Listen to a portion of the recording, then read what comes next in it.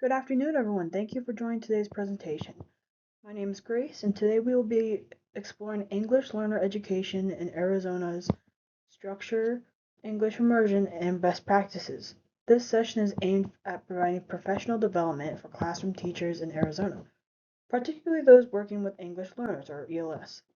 We will delve into Arizona's approach to EL education, focusing on structured English immersion, or SEI, and research-based best practices for supporting ELL students. Let's get started. Let's begin by defining what we mean by an English learner, or EL.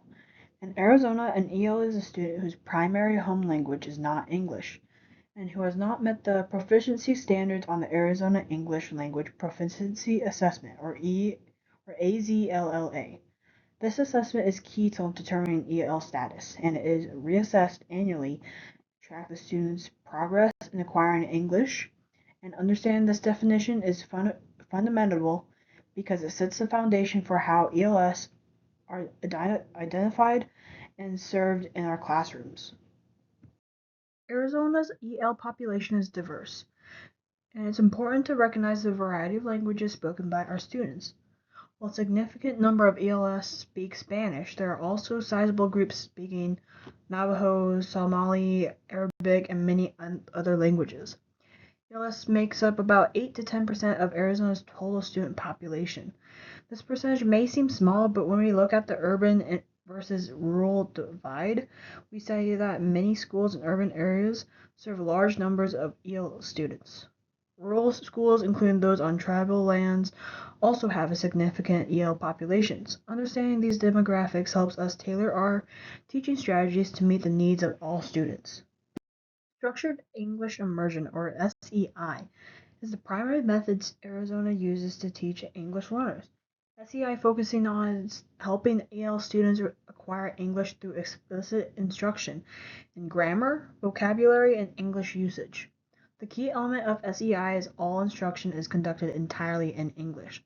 However, it's important to note that scaffolding techniques such as visual, simplified language, and peer support are used to ensure that students can still comprehend and engage with the content.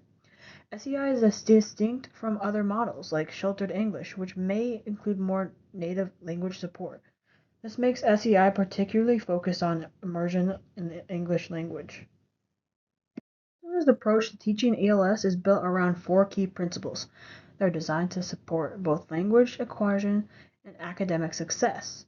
First, we focus on asset-based behaviors and expectations, which means recognizing and valuing the cultural and linguistic assets that ELS students bring to our classrooms. Second, we integrate language development into academic content, ensuring that language learning happens alongside learning in subjects like math, science, and social studies. Third, we provide explicit language instruction, which targets the skills outlined in the AZLLA assessment standards. Finally, we emphasize assessment, monitoring, and feedback, which using data to inform instruction and help us track student progress effectively. Research shows that language acquisition is most effective when it is tied to meaningful content and interactions. Arizona's approach is grounded in this research. Scaffolding, for example, is an effective strategy because it helps bridge the gap between what students already know and what they need to learn. Visual supports like charts and graphic organizers help EL students better understand and retain information. Additionally, cooperative learning, where students work together in groups, have been shown to enhance language development by providing opportunities for students to practice language in real-world contexts. These research-backed strategies from the core of Arizona's language development approach. Student agency is crucial in EL education. It refers to empowering students to take ownership of their learning. When ELS are encouraged to make decisions about their learning, express themselves, and take risks, they become more engaged and confident. This can be achieved through strategies such as project-based learning, where students collaborate and create real-world projects or student-led discussions, where they have opportunities to guide the conversation and share the ideas. By fostering student agency, we have helped ELS develop not only language skills, but also a sense of autonomy and confidence in their ability to learn and success. Arizona has approved several SEI models to cater to the diverse needs of ELS students. The first is the newcomer model, which provides intensive support for students who are new to the country and have limited English proficiency. This model focuses on building fundamental English skills in a supportive environment. Another model is a pull-out model, where ELS students are removed from their general education classrooms for specialized English instruction. This allows for target language development, but it's important to ensure that ELS don't miss out on the critical content instruction during this time.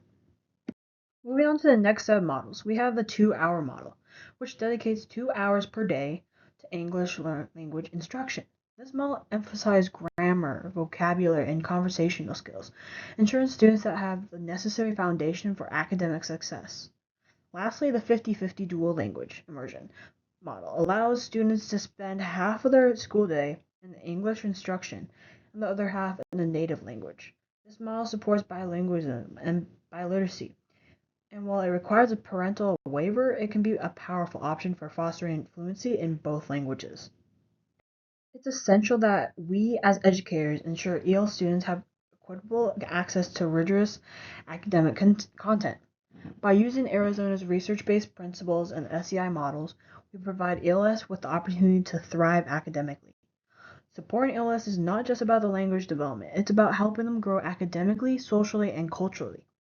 When we foster their linguistic and cultural development, we empower them to succeed in a diverse, interconnected world.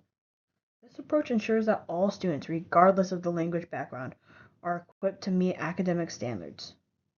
When working with EL students, it's important to incorporate best practice that support their language and content development.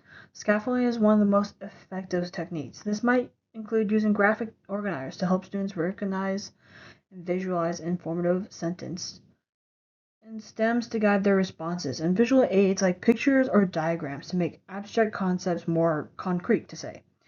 Interaction is also critical.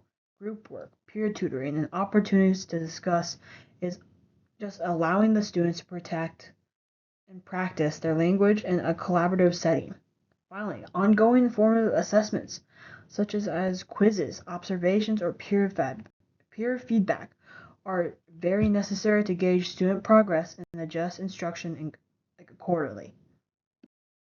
As we conclude this presentation, I'd like to acknowledge the sources that informed our discussion today, such as the Arizona Department of Education's resources on English learner programs and services provide key guidance and updates.